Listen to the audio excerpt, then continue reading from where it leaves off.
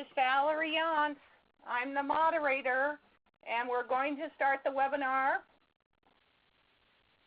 And for the introduction, I'm the moderator for this webinar series, and I work at the University of Hawaii at the Office of Public Health Studies, and I am the chair of the Public Health Training HUI. And I am so excited to see so many of you logging in through our ReadyTalk. This is only the second time we've used the ReadyTalk software, so please bear with us as we get more practice in how to use it effectively. Last night at 7:31, Camille, who is our logistics coordinator and registrar, emailed you this reminder, and if you see where the red arrow is, she attached the 3 downloadable files that we want you to have access today and during the webinar and during all 3 of the webinars. So you should find a storytelling checklist, a storytelling worksheet, and the Voice of Injury Prevention Handbook, which has, I think, 28 pages. The checklist is 1 page.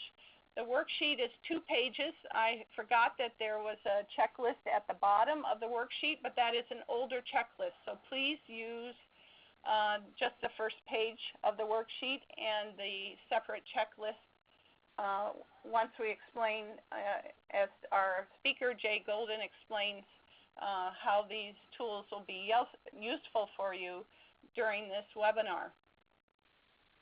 I do want to point out that this is a team effort, and it's co-sponsored and contributed first and foremost by the Hawaii State Department of Health and through Injury Prevention section, and then the Public Health Training HUI is helped with sponsorship, and then Jay Golden's own company, Waking Star Storyworks. I'll explain that a little more. So to set the tone, our purpose for these webinars is to allow public health workforce then to gain and refine their storytelling skills. We're finding storytelling a very effective tool, particularly in the competency area for public health of health communication and informatics. And they work very well when you tell stories in presentations and in various modalities. So we feel like this is going to be a wonderful webinar series for you to strengthen your storytelling skills and be able to use and apply them in many different communication modalities and situations. We do have these little question pollings that we would like you to be involved with. Jay Golden was here in October of 2014, and a lot of us got trained by him. So some of you probably have a basis about storytelling or have attended other webinars on storytelling. So would you please go ahead and take this poll and submit it to us? We'd appreciate it.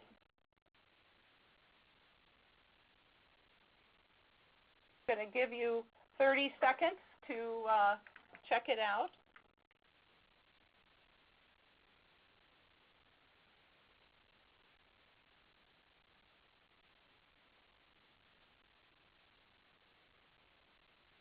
We appreciate everyone that's responding. Seeing a good response rate right now. I see that there's about 65 of you online, and we're up to 50. So those last 15 folks, would you please take this poll? I'd greatly appreciate it.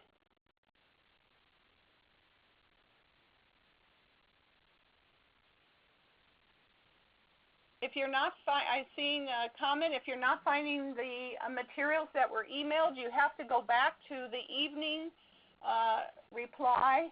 Last night, the response reminder, the materials were attached to that. And you have to find the one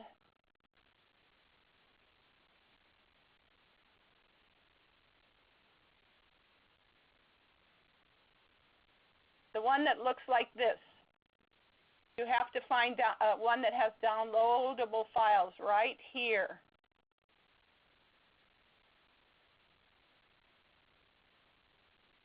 Okay, we're done with the poll. Learning objectives. So today we're focusing on what is a story and how does it work. And with this learning objective, we really want to explore the focused process of how to create and write a public health story.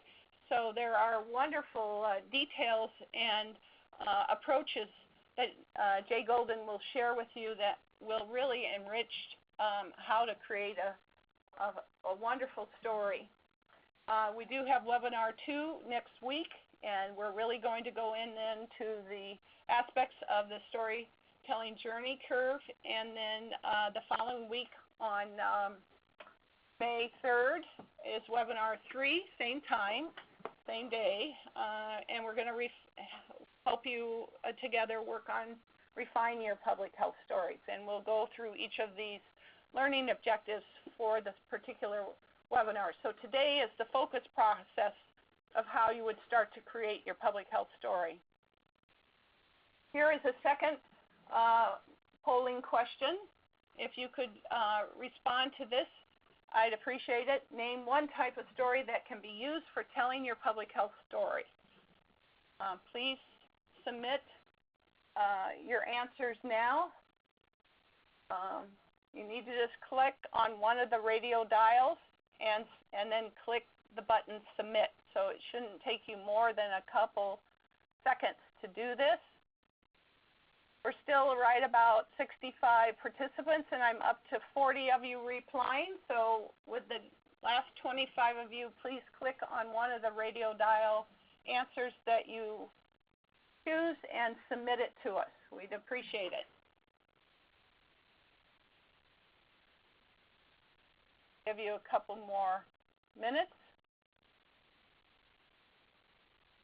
And if you can't get the handouts, Camille, the logistics person, will try to email them to you, but it may be at the end of the webinar because we are running the webinar, and we'll get the materials to you.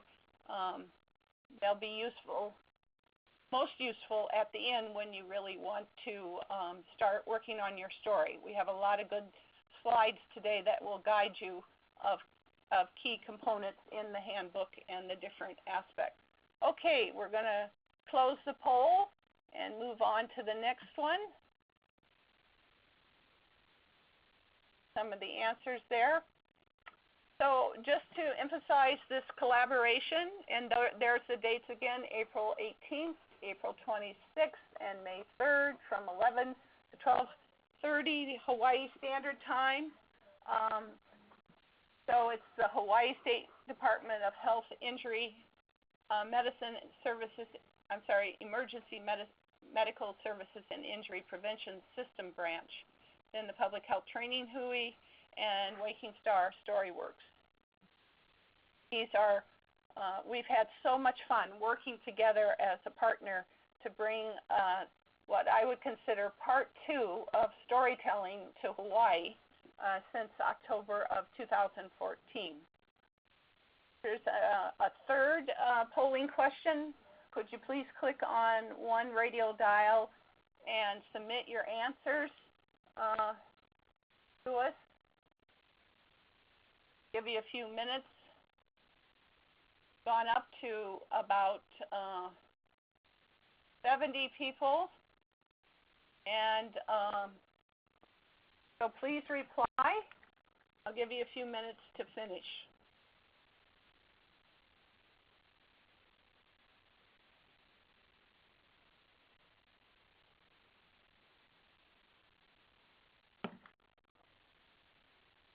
Good job. We're at 50. So the last 20 of you on the webinar, would you please click one of the radio dial answers and submit to us? We'd greatly appreciate it.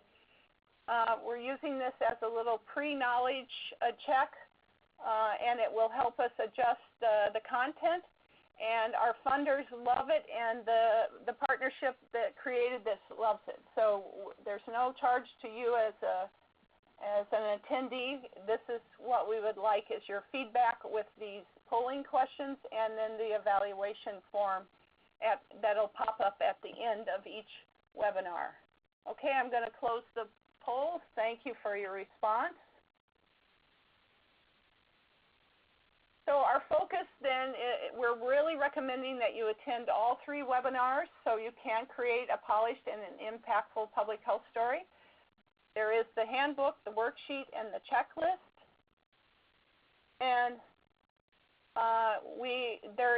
you will find out more about this in webinar 3, but there is now what is called Voices of Injury Prevention, and that's the link there. There are already some injury prevention stories posted there, but we're going to ask you to post your stories online in what is called a story bank. So we're very excited about creating this story bank in Hawaii. Here's the last polling question.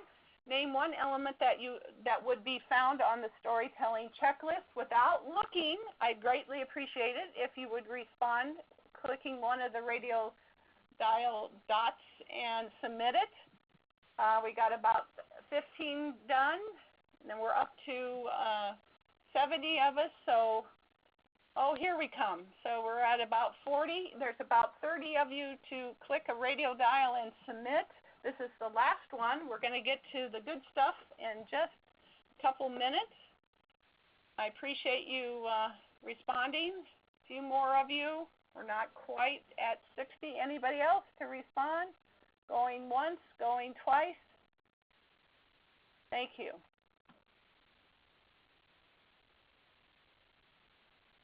So here again is the links for the webinars. Of course, the first one is now closed, or is probably still open, but will be closed as soon as we finish this webinar at 12:30 today. But here are the other 2 links for the next 2 weeks, and we'll be sending out a reminder so you can register, and we really hope that you join us. Now on to this fabulous storyteller, Jay Golden. He's a story coach and a chief storyteller. He's been doing storytelling and coaching for 16 years, and he's worked with wonderful people really around the world and trained leaders and all kinds of groups to help them figure out their best and most memorable stories. And these stories have turned out to be a wonderful methodology to deliver really key and critical messages. And we experienced that in October of 2014 when he was here. So he's been very helpful as a resource person, a consultant over the past 2 years to our partnership in helping us shape our personal and professional stories. And he has a wonderful webinar series set up for us, and we are actually going to hear parts of the stories that were created back in October 2014 for injury prevention. And so he did a special workshop for the injury prevention group, and then on the October 21st he came to Queens Conference Center and presented to anyone that wanted to come. I think we had over 100 people show up that day, and we found 3 people that were willing to come and tell their stories, and then Jay was able to help us understand as people tell stories how you can strengthen them and add components that really enhance the memory of the story as well as getting the critical part of the message out. So I'm just thrilled to know Jay. We became good professional friends since October, and it's just an honor to have him here. Just so you know, there is the chat box, and we would love to hear questions throughout the webinar. We may not stop and answer all your questions right away. Camille and I will be monitoring the questions, and so we appreciate your chat, and there will be time for Q&A at the end. So we're encouraging these questions. So here's Jay in larger form, and is a very kind and dear person to do this webinar series for us. So I'm going to now turn it over to Jay Golden. Thank you so much, Valerie. I'm really honored to be here today, and here is actually in my office. I would actually be a little bit more honored to be back in Hawaii today, but this is the wonder of the virtual tools that we have. As Valerie said, we have worked together quite a bit in addition to those workshops that I did back in now a year and a half ago or so. We've been working to build this webinar and this storytelling system for you, which we'll get to as we proceed. Just a quick little backdrop of my experience. I spent most of the last 20 years working on different forms of storytelling, a lot of online storytelling, from music videos to web videos to websites, and a lot of different communications technologies focusing on how to tell stories. And I basically came to the realization about 7 years ago that things were expanding so rapidly in terms of the different ways we can communicate, all of the different methods that we could tell our stories, and yet at the center of all of it, all of the posts and all of the tweets and all of the PR and the speeches and the communications on a daily basis, at the center of all of it was really this thing called story, which although I had technically been working in this mode for a long time,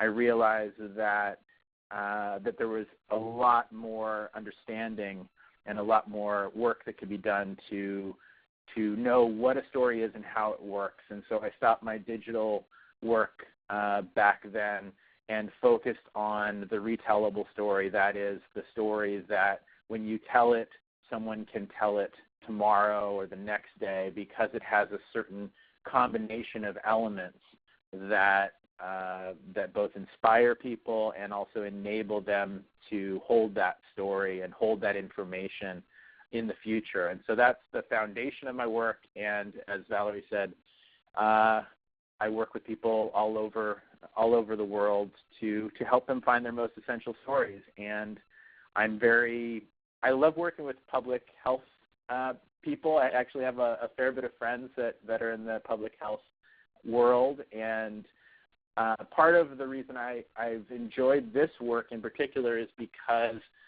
public health almost always comes with real good challenges.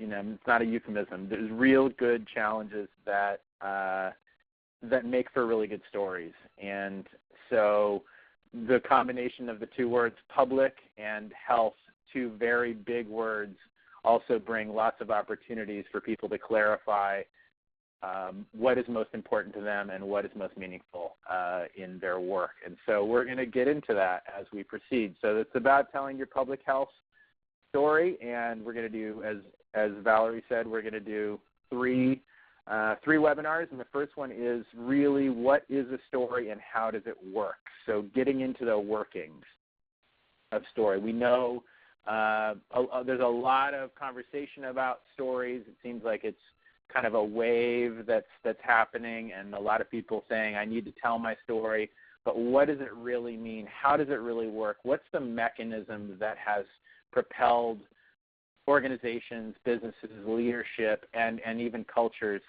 since before we could we've recorded time? So this question is how does a story work? And so in this session we're going to work on we're going to go through and say hello. We're going to go through and talk about the handbook, which many of you received and most of you received. Just a few people are still waiting for it, but it's on the way.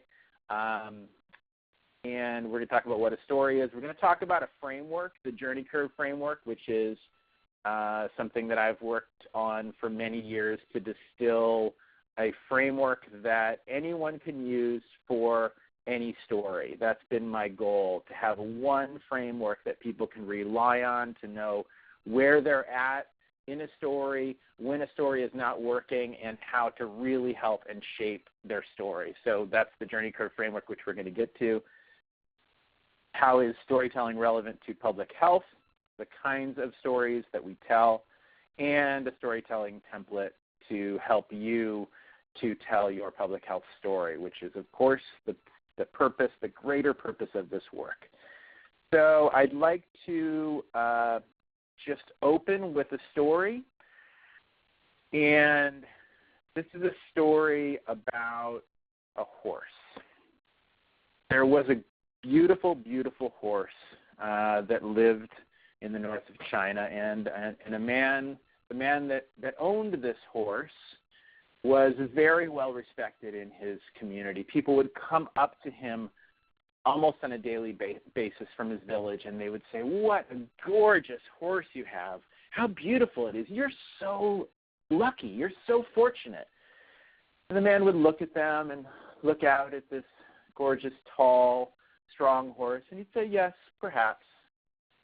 But what seems like a blessing also may be a curse."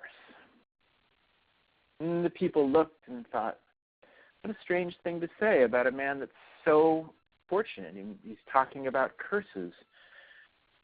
But a few days later, the horse ran off. And the villagers came again, and they were so sad because they loved this horse, and they were so sad, and they said, "I'm so sorry, sir, that you've lost this beautiful horse. What a terrible thing." The man looked back at them and said, "Perhaps, but what seems like a curse may also be a blessing." And the people were confused, and they went on their day. But sometime later, the horse came back, and it came back with 20 wild stallions following it. And the people came again, and they said, "Well, this is amazing. How incredible it is that you've got all these horses. Now you're the most wealthy man in the entire region." Well, what seems like a blessing may also be a curse. And again, they're confused that he's talking about curses. What a strange, strange thing. But a few days later, that man's only son, while training one of these wild horses, fell off the horse and broke his leg. And the people were very sad and offered their condolences, because who would train the horses? Who would care for the fields? This was terrible, terrible news. And the man looked at them and said, "Well, what seems like a curse may also be a blessing." And at this point, the people had no idea what to say, and they went off in their own way. And a few days later, the emperor came through the village, and he came with his army, and he took every able-bodied young man off to war to fight a terrible, terrible enemy in the south. And every one of those young men died. Except, of course, for that man's young son, who had broken his leg, did not go off to war. And so if you go to that village, they still say there, what seems like a blessing may also be a curse. And what seems like a curse may also be a blessing. And I tell you this today because public health and the stories that you tell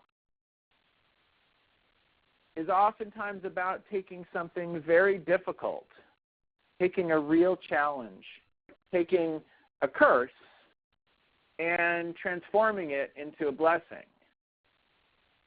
And it's not just the work that you do, because that is also transforming curses into blessing, but it's also the stories that you tell that help you to do that work.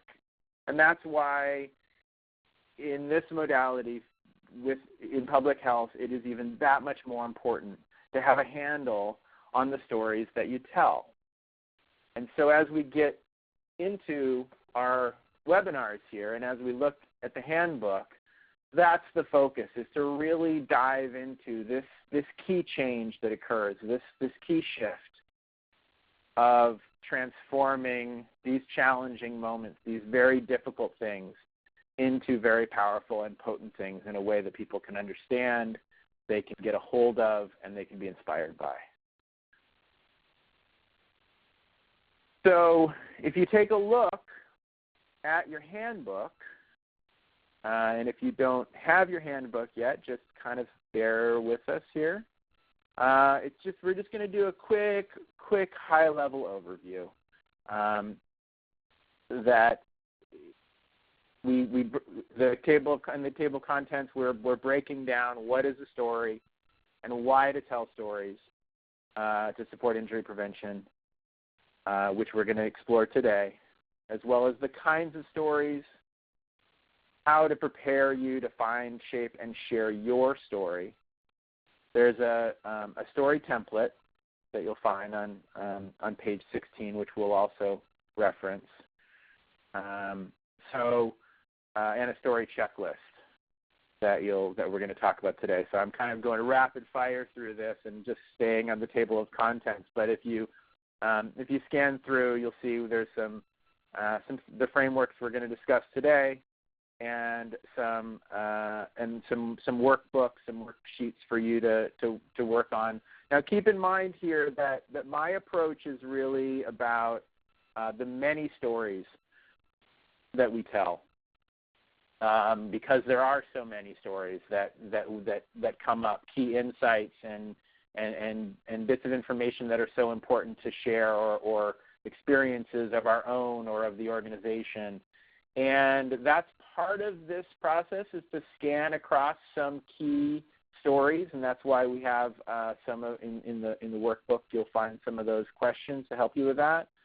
And also, of course, this is about your story template and the story that you want to work on for this process, and optimally also the one that you're going to share with everyone through this really amazing resource of the Story Bank that Valerie and Nick and Therese have created to help capture and share these stories. So we'll talk about the Story Bank a little bit more.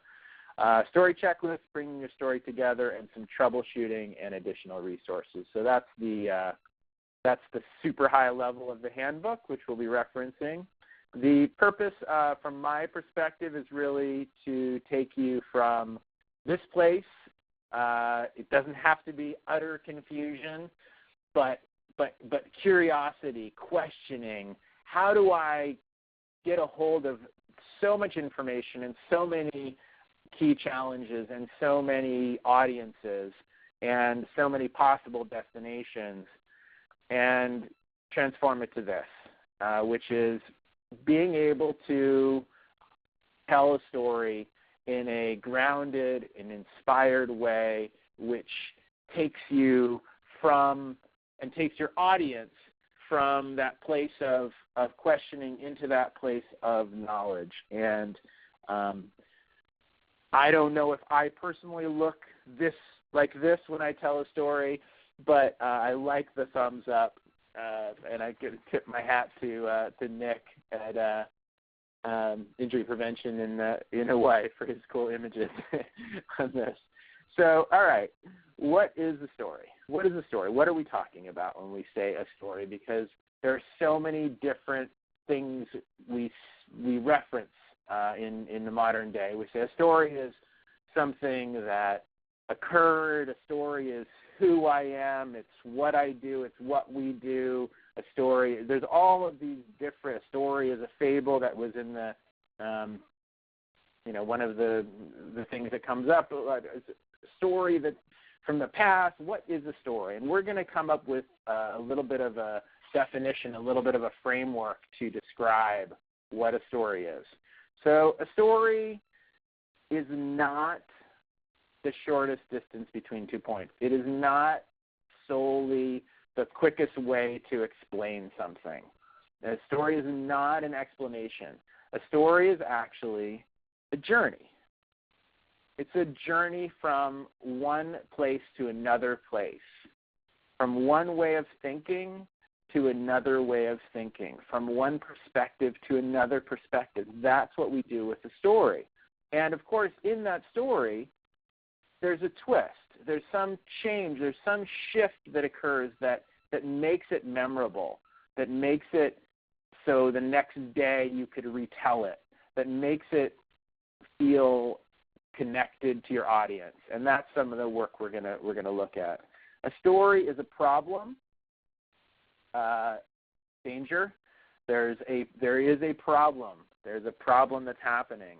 But it's not just a problem. People sometimes get that idea, the story that I want to share with you my problem here. Here's the problem that I have. And sometimes that can be valuable information, but sometimes it can just be a drain. It can be information on top of information, and it lacks the suspense and the shift, that key twist in the story that actually makes it so it's approached in an interesting way that makes us care. So it's a problem, but it's approached in an interesting way that makes us care. And I threw this I Love Lucy image in here, maybe just to date myself, but also because my son so much loves Lucy, and here's where they're on the assembly line and making chocolates and they can't stop eating them. So again, it's a problem, but it's approached in an interesting way that makes us care. And that question, how do we make people care when you're talking about such important issues, whether in injury prevention, whether it's about some of the things that we'll talk about later, but it's about helping elders to prevent falling, whether it's suicide prevention, whether it's drowning prevention, whether all of these, how do we actually convey the most essential work that we do in a way that will make people care? And that's what we're exploring today. Your story, when I say you, I mean you, the story that you have, that you are getting ready to tell. It tells the world where you come from, and it tells the world what you do and where you're going.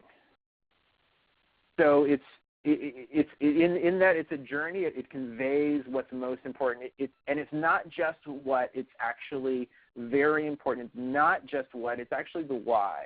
And that's what we sometimes miss is we go through and tell all of the details, but we're not holding that underlying why. So again, it's a journey. And it's a problem. To me, it's both. A story is a journey with a twist, and it's a problem approached in an interesting way that makes us care. And as we get deeper into what a journey is in this definition, we'll go further into that. So one quote that I found recently that I just really love is a story is about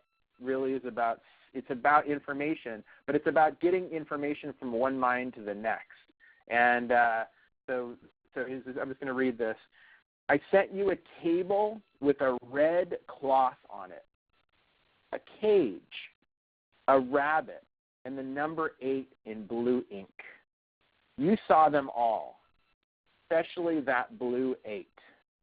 We've engaged in an act of telepathy. Stephen King on writing.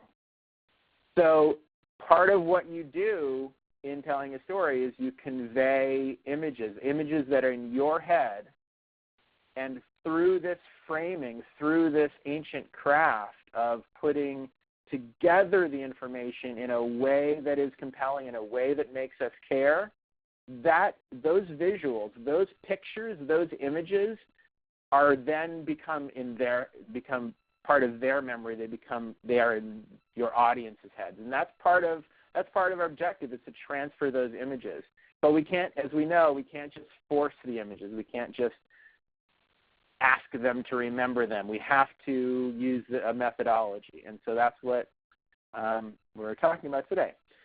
So a story does have a beginning, middle, and end, it is, that's one of the main things, the first things we learn about story. This is from the handbook also. It does have a beginning, middle, and end, but it's a journey. So it's not a straight line. It's not a quickest point from A to B. It's the beginning, middle, and end is a journey, and it's a journey of discovery. So in the discovery, we explore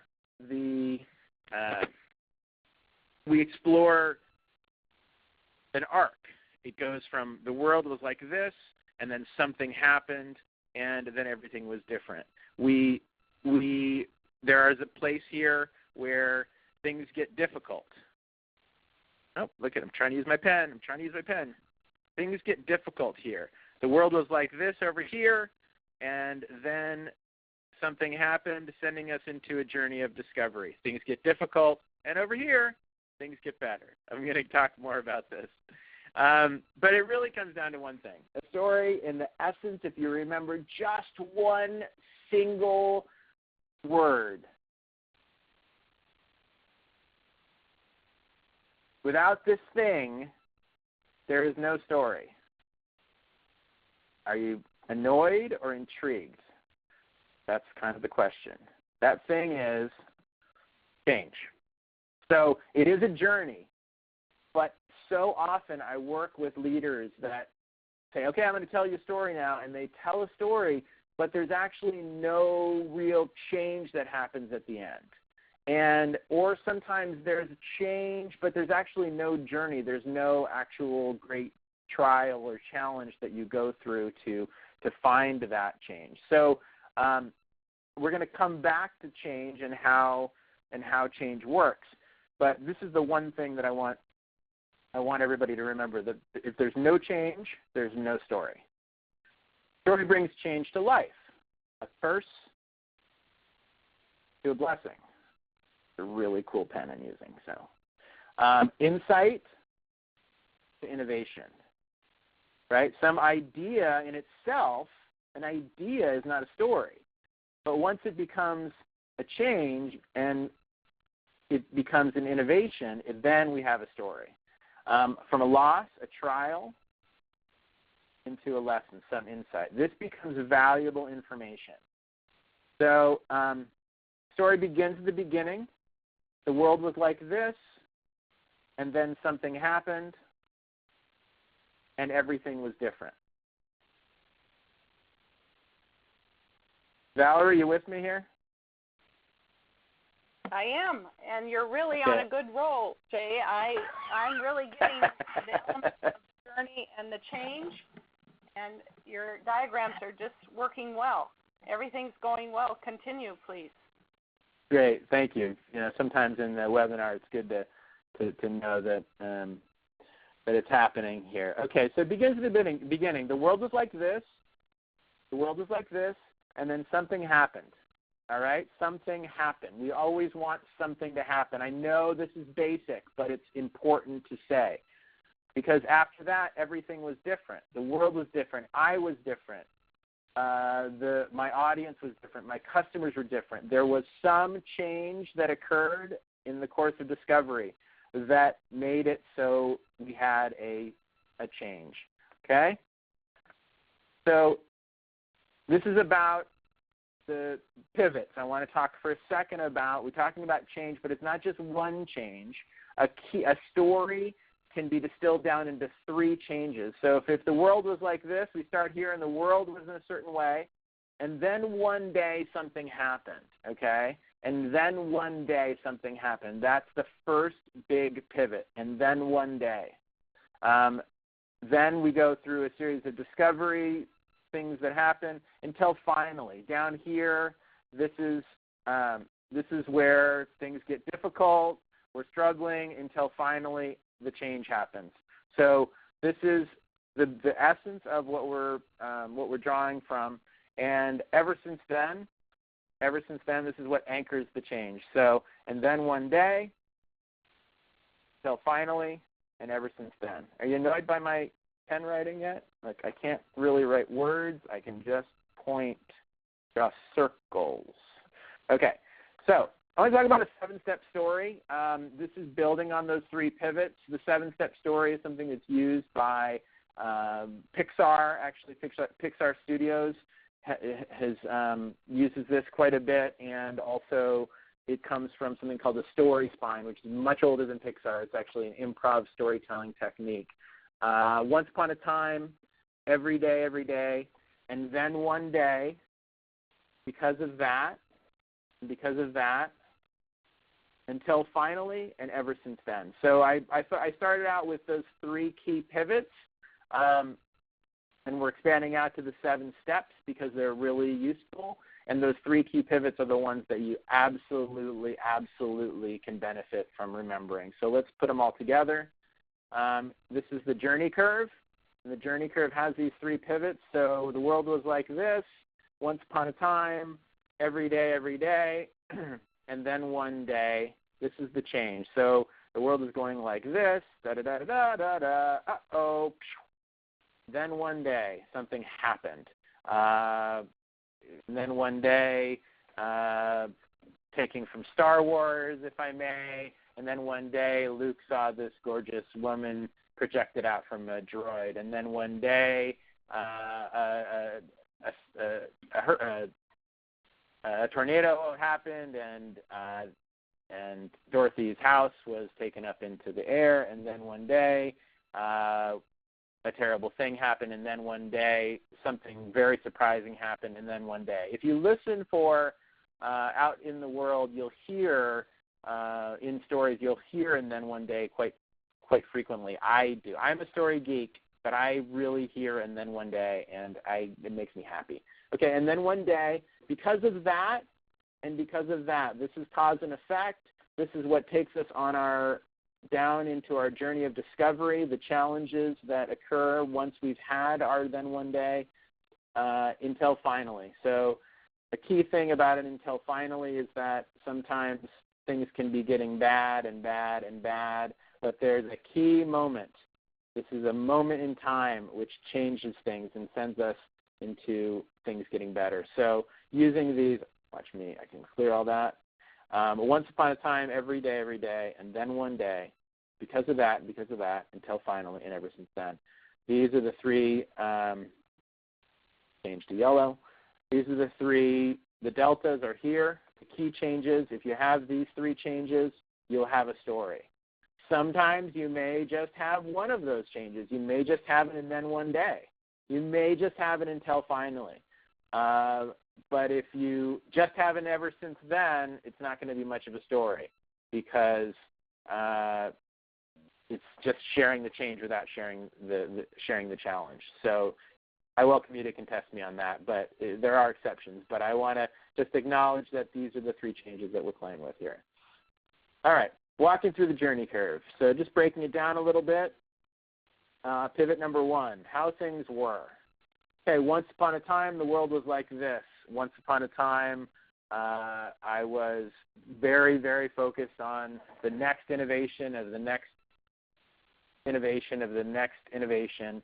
And then one day, I stopped. I met an old storyteller, and I learned about how stories work and why they might matter in this very rapid-fire, quick-moving day, in this rapid-fire era. So the and then one day is really important. I want to identify that this is a moment in time. The best that you can do, if you can possibly anchor in the senses, if you can share sensory details, 2 or 3 sensory details about your key changes.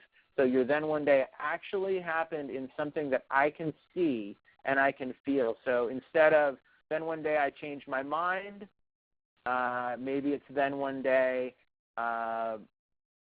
we started getting calls about a virus. Then one day we ran out, our partners ran out of supplies. Then something, if you can get, then one day I approached the phone and someone got on and said, "Hey, is this Jay?"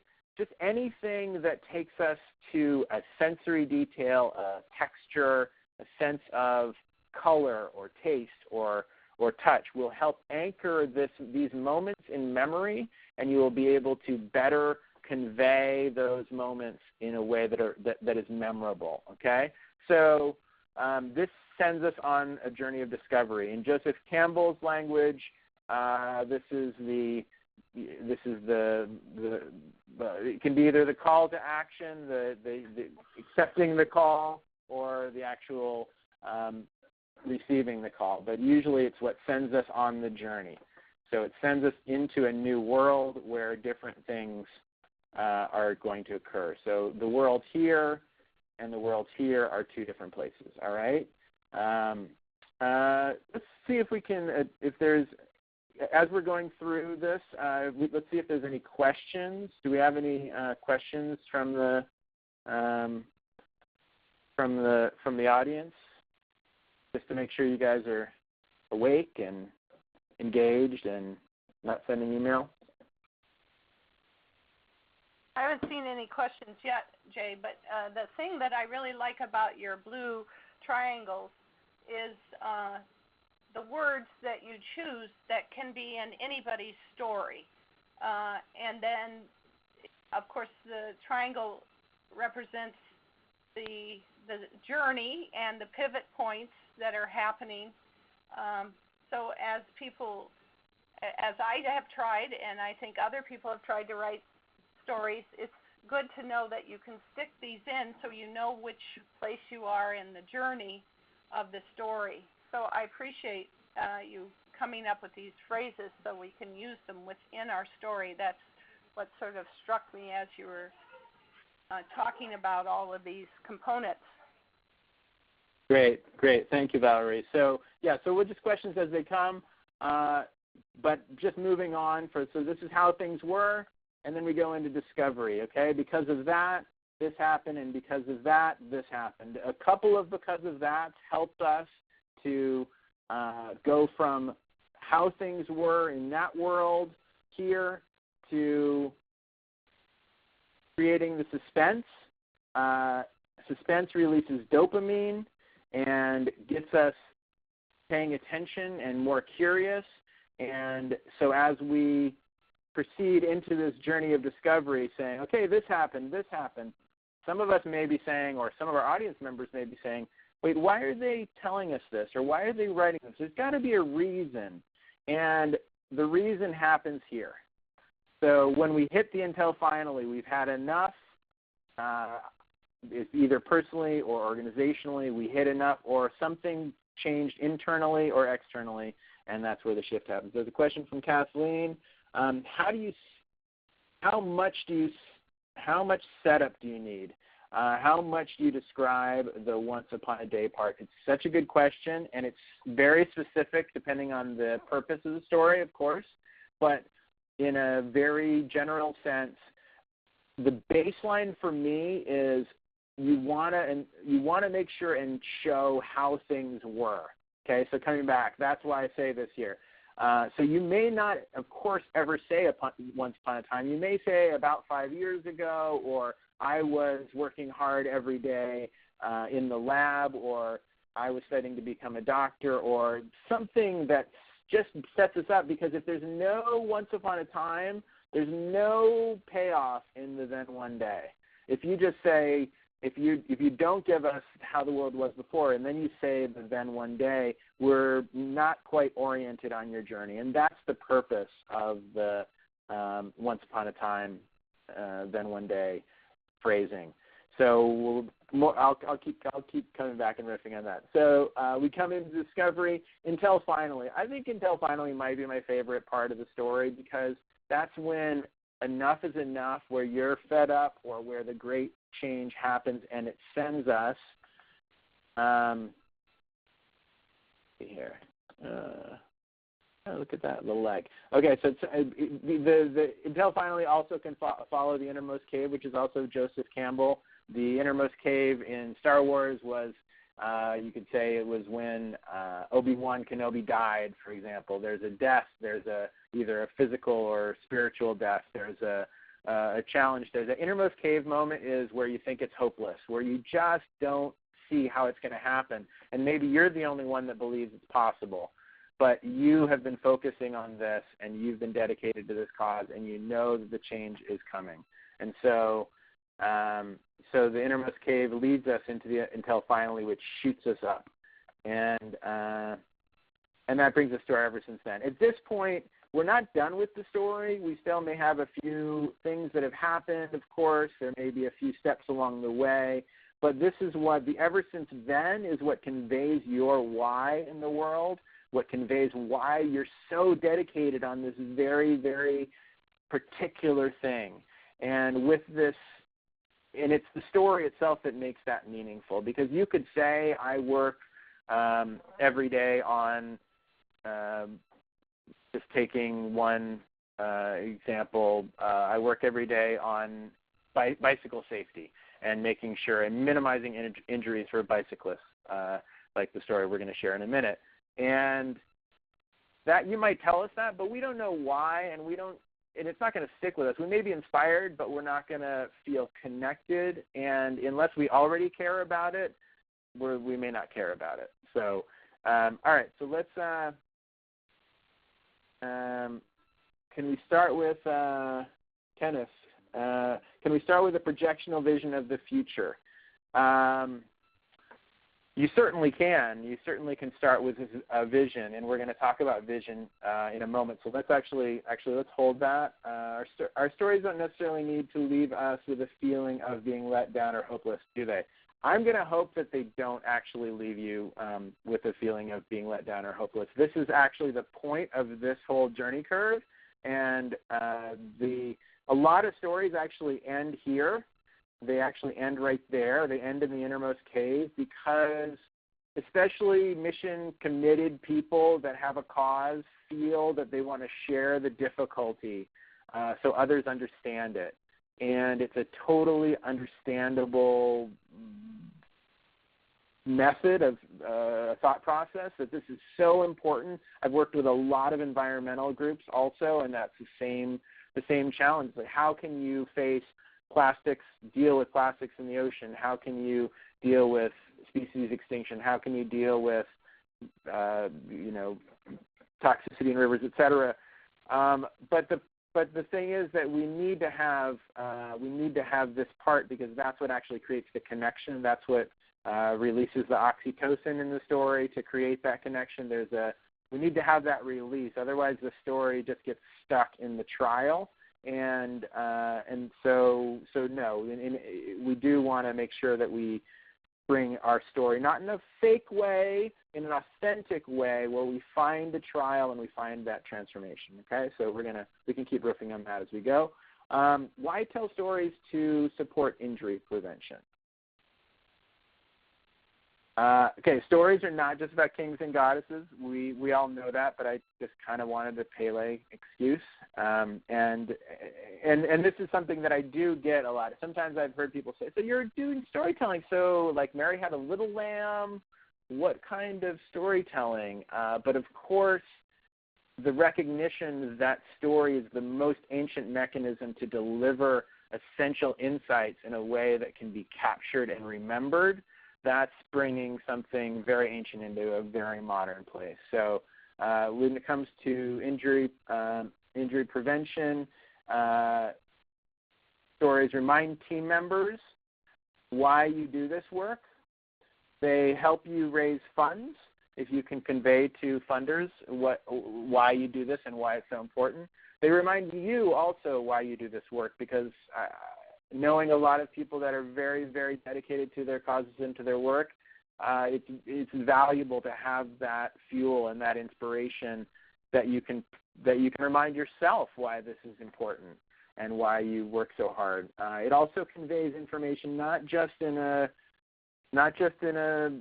conveying information way, but in a memorable way, and that's really at the essence of it, is a mechanism to carry and to share those, so these stories last until tomorrow.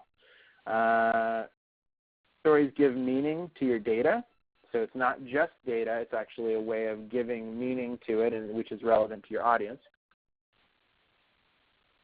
They help you connect with your various audiences, and they create alignment around a common goal. If you notice this guy right here, he's kind of on the team, but he's not quite sure. But it can be a big goal or a small goal, but they create alignment. All right, so to make your message memorable, when on a daily basis, 5,000 ads, emails, tweets, and posts will be forgotten. Tomorrow, there will be you yourself will be swamped. You'll have been swamped with information, and tomorrow morning you'll wake up, and there will be only a few things that are still alive inside of you, only a few things that you picked up from this day, and that's our objective of the story, is to be able to help facilitate those few things. Because we take in 100,000 words and 34 gigabytes of data every single day. And stories are drawn from our own insights and lessons. They make us curious.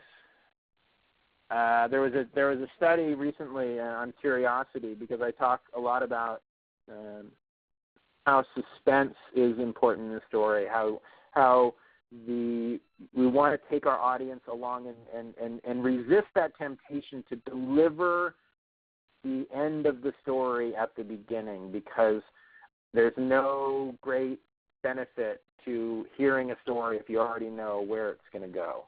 And so there was a study of the University of California, Davis, and they did a Trivial Pursuit question. They showed the participants Trivial Pursuit questions, and after they showed the question, they waited 14 seconds before they showed the answer, which could be very annoying if you know in a story when you're saying, and then what happened, and then what happened, and then what happened. You want to know what happened just to know if there's a payoff, and your brain's trying to create connection, create meaning. And so in this case, they're waiting for the answer, and while they're waiting for the Trivial Pursuit answer, the facilitators of the study showed pictures of people that they didn't know, just random people, and then they finally got the answer. What happened when they got the results back from the study was that not only was the retention of the answer much higher when they delayed 14 seconds, but also the retention of these random faces were much higher. So in this place of curiosity, when we cultivate curiosity for our audiences and we draw them along on the journey and we give them a meaningful payoff, that information lasts longer and is more memorable. So when our brains sync, there's actually an increasing amount of brain science study coming out about how stories work, which is both fascinating and kind of sometimes overwhelming as I'm trying to chase and figure out what the next new bit of study is and where it comes from. But there's one of my favorite studies which came out of Princeton, and Professor Yuri Hasson put two people in MRI scans and had one person tell the other person a story, and they watched the scans and they saw that the participants' brains lit up in almost the exact same places along the course of the story. But when they changed when the person changed the language they were speaking, because they chose bilingual people, when they changed the language that they were speaking, the connection absolutely stopped. So if someone was telling a story about kicking a ball and the motor cortex wasn't lighting up, or the olfactory cortex or the emotional center, and the different places were very, very closely matching until they changed the language, and then it completely disconnected. And as we all know, sometimes if we go too deep into information sharing and explanation, then we see that kind of blank look on our audience's eyes. That's that same kind of disconnection. So the task of the storyteller is to cultivate that connection, to take our audiences from one place to another place, to draw them along using suspense, anchoring in sensory detail, drawing across time, and delivering that information, but tucking in that information in the right places, not just overwhelming them with information and assuming that they're all going to get it. And So it all comes down to this. What will your audience remember? And that is the question that comes up again and again. Is your story retellable? Will they be able to retell your story? And not just will they be able to, will they desire to? Will they be so inspired by the story that you've heard, so drawn into the tension that you've delivered and to the payoff, that release, that it will be alive to them, and they'll want to tap their friend on the shoulder and say, I have to tell you the story, or they'll want to share it online, or they'll want to tweet it, or they'll want to spread the word. And that's the center of this ancient technology of storytelling. So let's show. We're going to do some quick video sharing here to give an example of the story, and then we're going to talk about the story. Thank you, Camille, for your screen sharing capacities.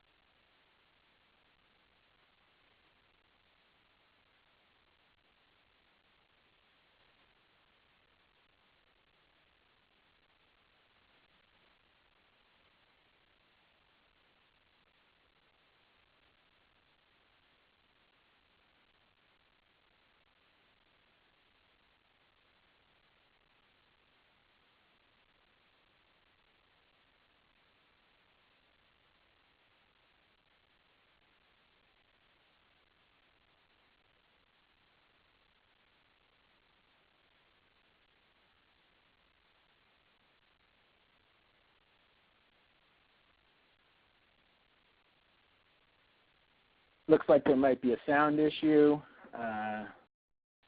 So nice to look at Chad, but let's just make sure that our sound is working. If your sound isn't working while we sort this out, digest these thoughts and look at your handbook.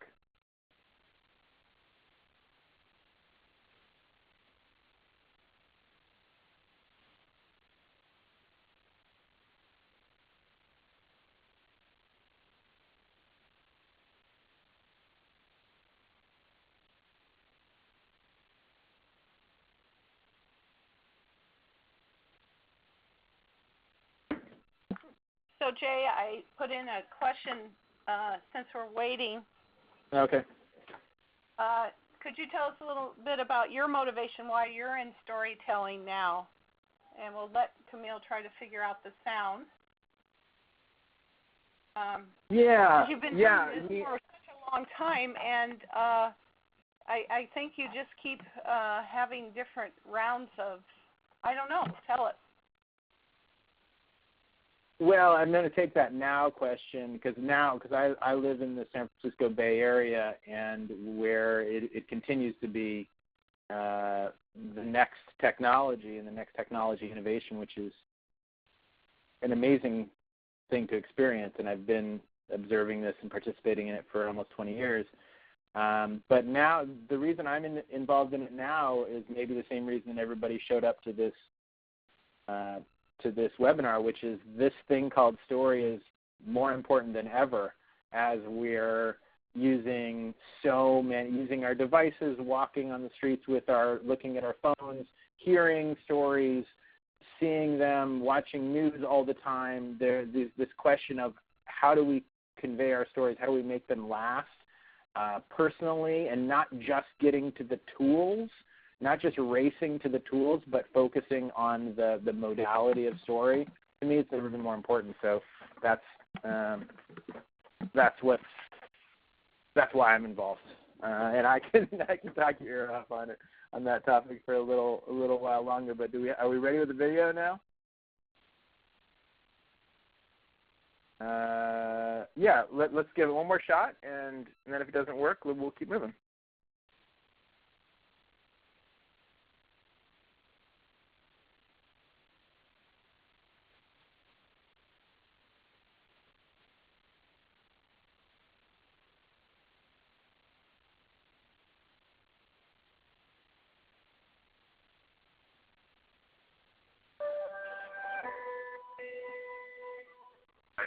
Chad Taniguchi. I work with the Hawaii Bicycling League. It's a non-profit organization.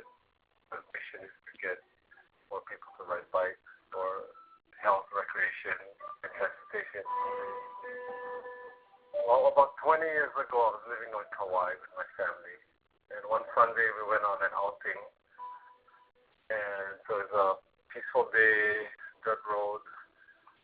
And as we were going, there was a hunter coming toward us, and he had his dog to help him. So immediately, I downshifted to first gear, slowed down, and I just let the momentum of the engine carry the car forward. And as the hunter passed by us, though, all of a sudden, one of his younger dogs just dove in front of our tire, and we ran over it. The dog didn't make any sound, but we heard the crunch of bones, and we were just shocked.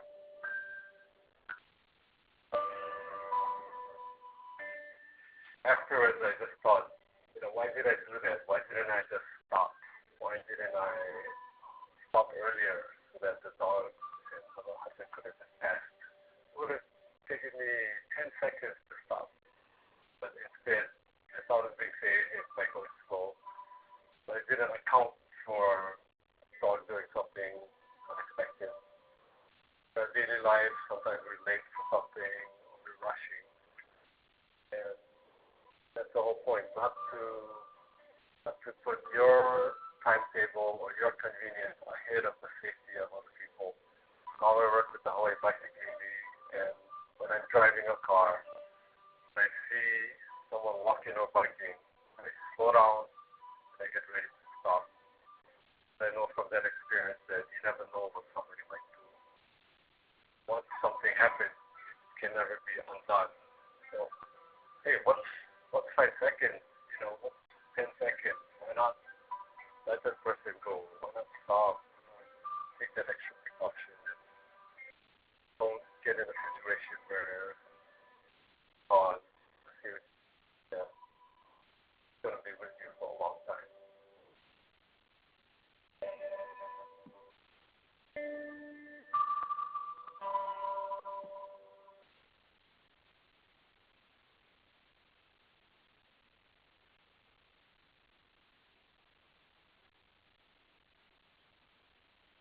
Okay, so sounds like there was a little bit of choppiness with the video. Just a little backdrop. Chad attended our workshop in October, a year and a half ago, and his story was kind of a simple story.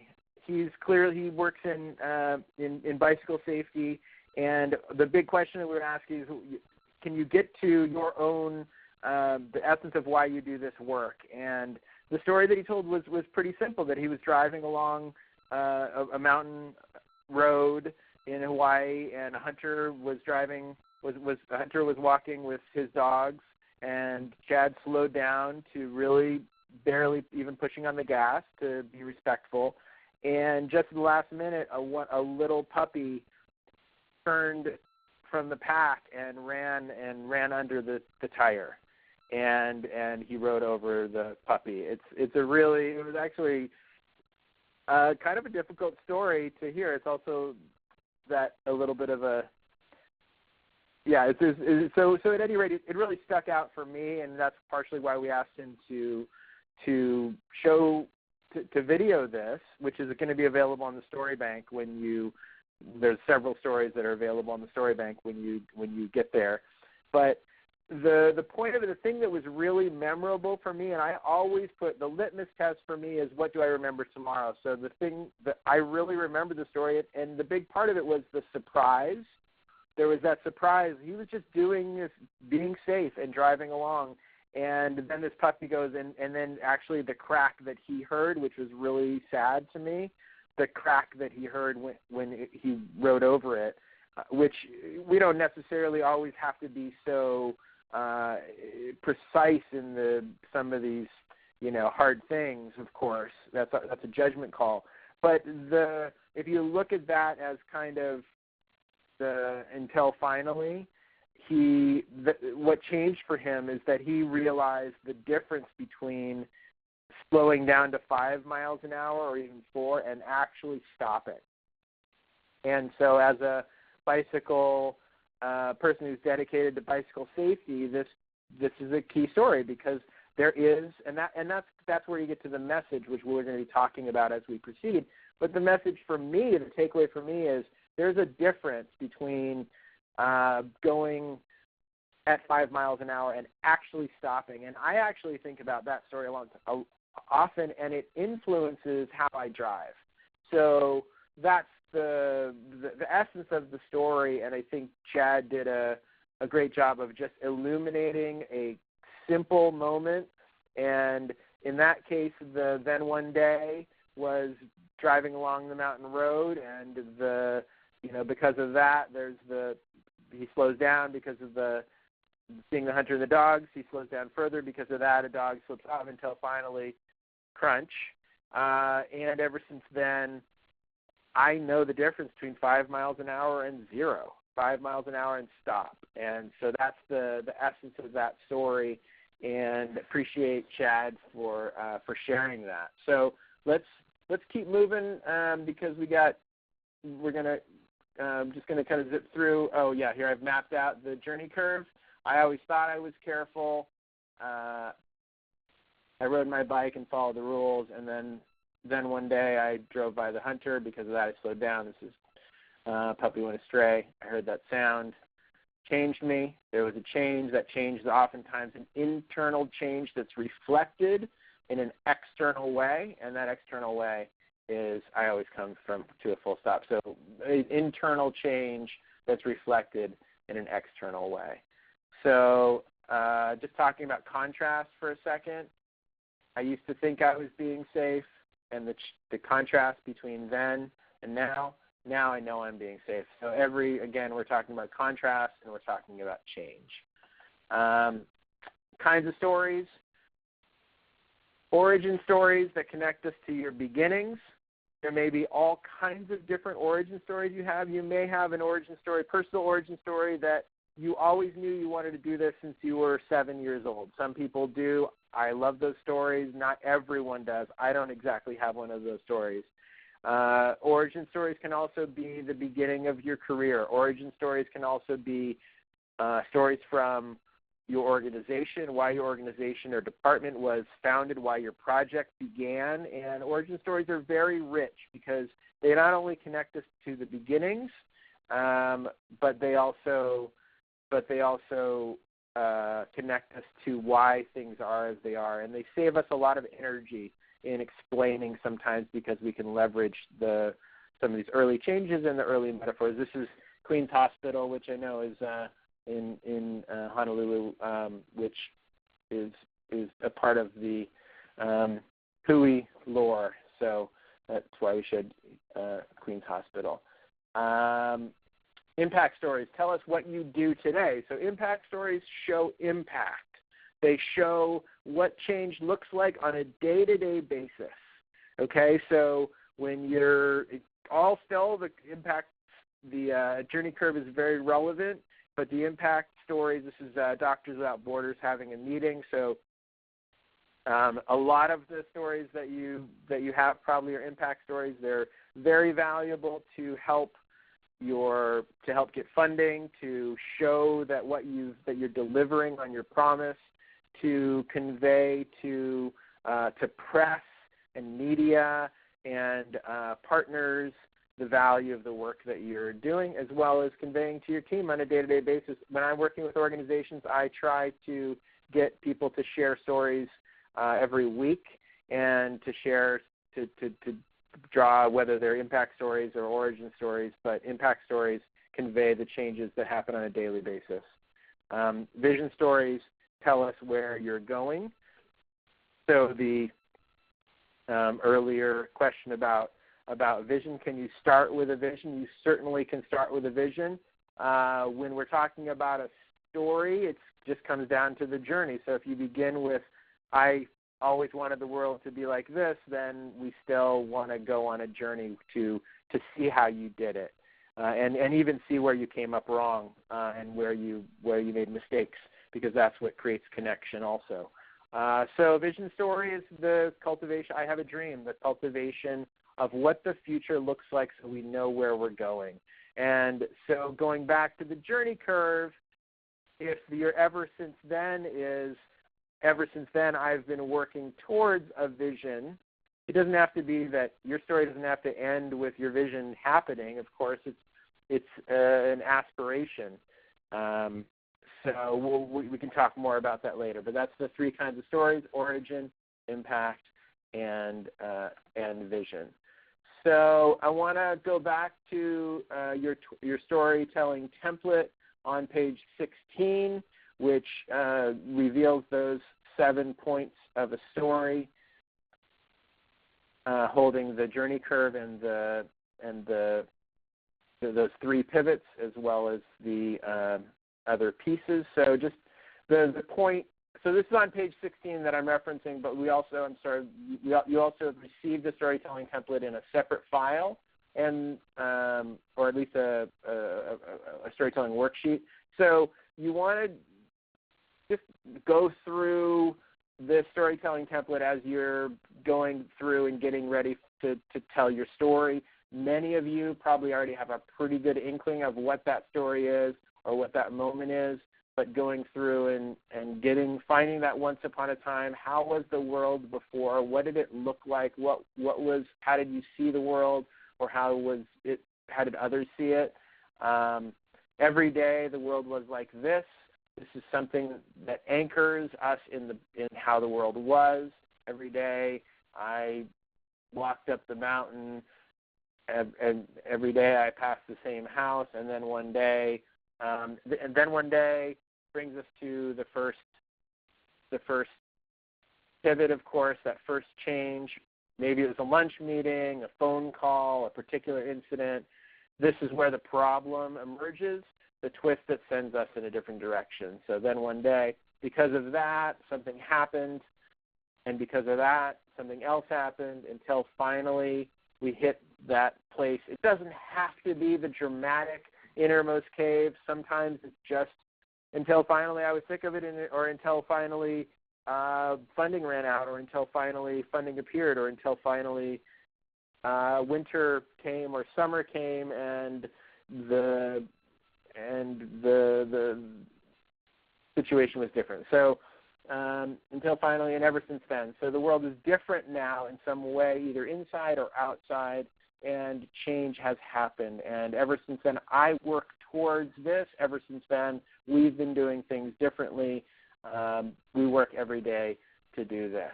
So you'll have time to review that and go over the story checklist real quick, which you also have. Just going to pull up that file. So storytelling checklist. It's just basically as you go through the handbook and you take a look at your story, we're going to hit the next section of finding and shaping your own stories and your own story as in the next webinar, the very exciting next webinar, which you should really attend. We're going to go through your checklist, looking at, you'll see there's a place for 5 ideas for stories. Even if you know what your best story is or what you feel your best story is, put some other ideas down there. We're going to talk about sensory detail. So we have and target audience. So this is a checklist to make sure that you've got all the key pieces. Your message, you've practiced your stories, and you use the template. So that's the essence of that. And questions.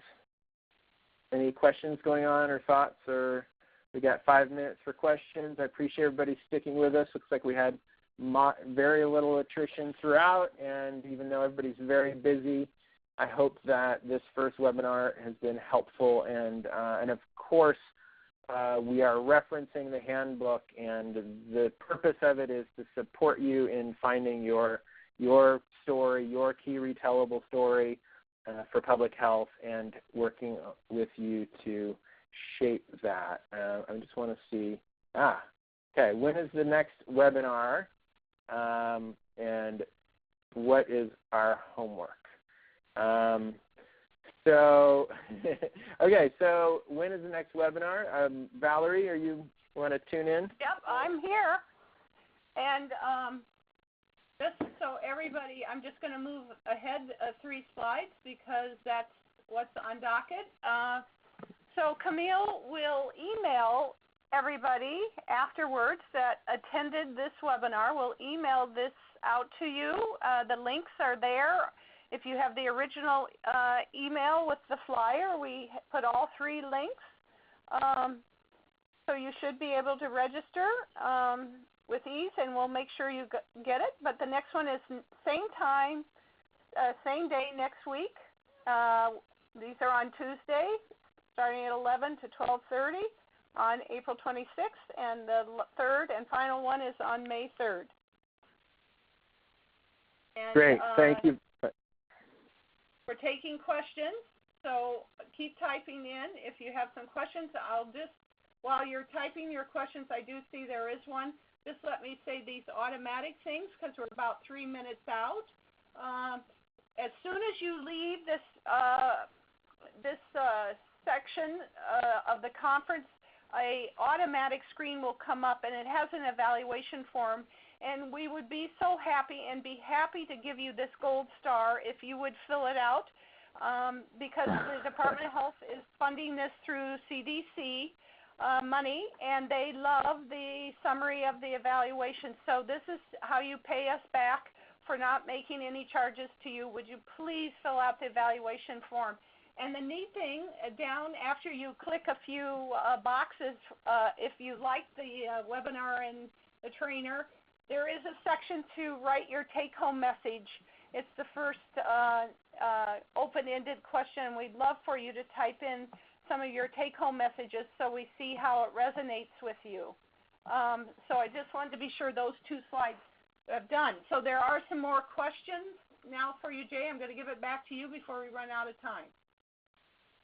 Thank you. And take-home message is what is more about your impression of the experience and what you really took away from this last hour and a half, and as opposed to your own messages that we're going to work on in your story, just to clarify in case anybody is wondering about that. So Michelle, what is our change and the journey term, but the new thing I got is that reference you made to the innermost cave. I really enjoyed that piece, that slide, that innermost cave, because that's where we change attitudes. You know, being a teacher and a trainer, and health educator, which a lot of you on this webinar are, you know, we do a lot about knowledge change and education, about skill education and change.